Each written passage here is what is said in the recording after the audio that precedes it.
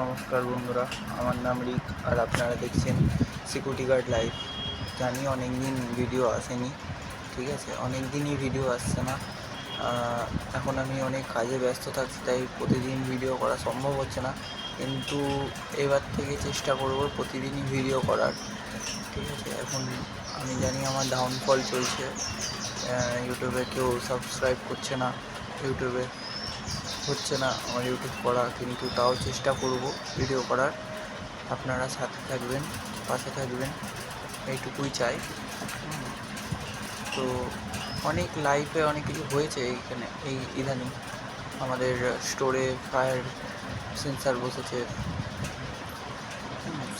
তো অনেক দিন হয়েছে ভিডিও করা হয়নি, অনেক দিন ধরে কাজ চলছে, ব্যস্ত ছিলাম কাজের মাঝখানে, তো ভিডিও করা হয়নি, করা ওঠেনি, কী বলবো, ব্যস্ত ছিলাম, তার উপর শরীরটা খারাপ ছিল বলে ভিডিও করতে পারিনি।